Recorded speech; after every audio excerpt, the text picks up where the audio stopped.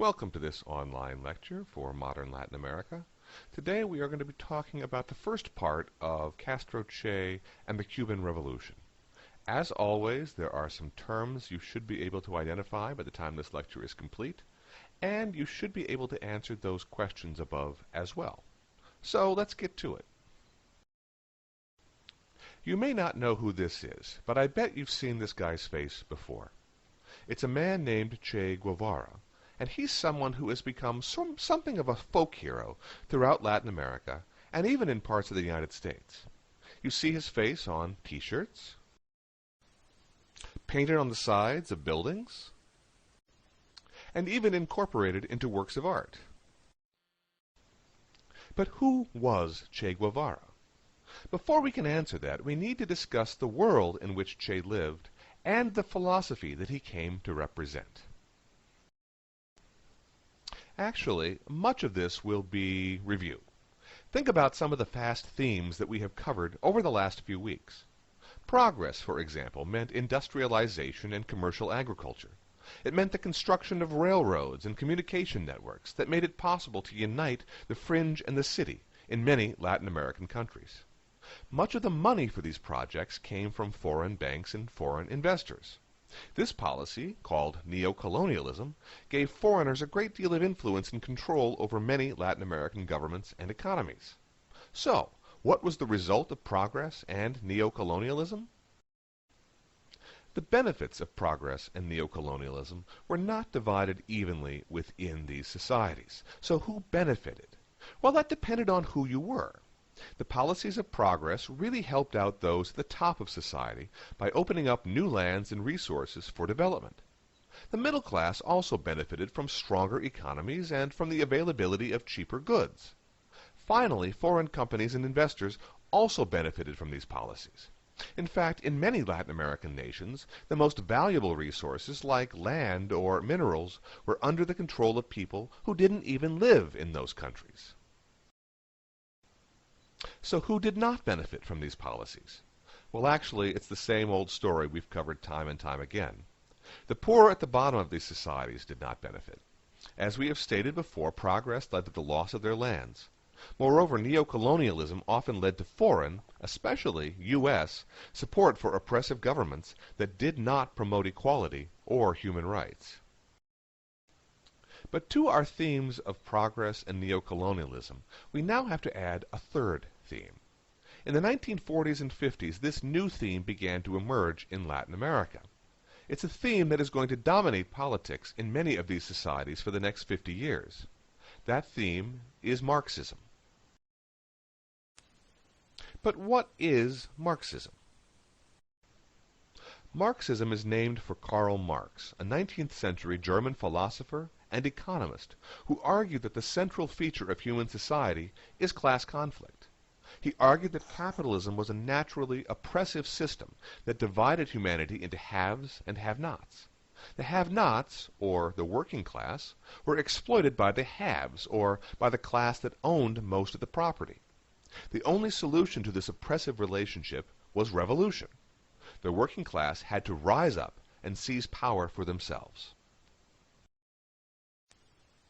This is not the first time we have encountered the ideas of Marxism in this class. We first addressed Marxism when we discussed Guatemala in the 1950s. The democratically elected president, Jacobo Arbenz, attempted to institute land reform within Guatemala. The United Fruit Company objected, and Arbenz was labeled a communist or a Marxist. Ultimately, he was overthrown in a revolution led by Carlos Castillo Armas. The United States enthusiastically supported this revolution. But why? Why did the United States support the overthrow of a democratically elected president in Guatemala? Now, part of this is something we've talked about before. Some of it has to do with neocolonialism. The United Fruit Company had a lot of money invested in Guatemala. They didn't like the land reform policies being promoted by Arbenz, and so therefore they asked the United States government to intervene. That's neocolonialism.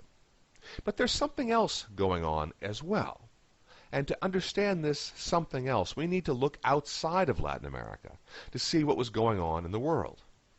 After World War II, a conflict had developed between the United States and the Soviet Union. This conflict comes to be known as the Cold War. This was an ideological conflict. On the one side, the United States represented capitalism and liberalism.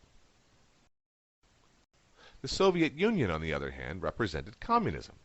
It also stood for autocratic government, which means dictatorship. But what does this conflict have to do with Latin America? To answer this question, we have to ask two more. First of all, is Marxism the same thing as communism? And secondly, just because a nation or a leader is Marxist, does that mean he is a puppet of the Soviet Union? The answers to both of these questions are the same. Not necessarily. A Marxist is not necessarily a communist. Jacobo Arbenz was promoting land reform in Guatemala. That did not mean he was a communist, nor did it mean that he was taking orders from the Soviet Union. He was not a puppet. He was, in fact, following what he thought was best for his society. And so again, we need to understand that Marxism does not necessarily equal communism, and Marxism does not necessarily equal the Soviet Union either. In fact, many people in Latin America who had no interest in the Soviet Union whatsoever found Marxism to be rather appealing, especially in the period after World War II. Why? First of all, Marxism seemed to address the situation facing many of the people in these societies. That situation, as we have discussed numerous times, featured a small, rich, and oppressive elite that dominated government and the economy. The vast majority of the population, however, was very poor and oppressed. Marxism spoke to the fears, to the oppression of the poor. It seemed to offer them a solution to that problem. But Marxism also appealed to people in Latin America for another reason, and that is nationalism. U.S. neocolonialism led to frequent meddling in many Latin American countries. This angered many who believed the resources of Latin Americans should be used for the benefit of the people who lived in those countries. These people also objected to frequent U.S. military incursions into their societies. Marxism, therefore, seemed to appeal to those with nationalist ideas, those who had a love for their own country and wanted to see their own country benefit. Now, the first place where the ideas of Marxism will truly begin to emerge is in Cuba, the largest of the islands in the Caribbean, and one that lies very close to the United States.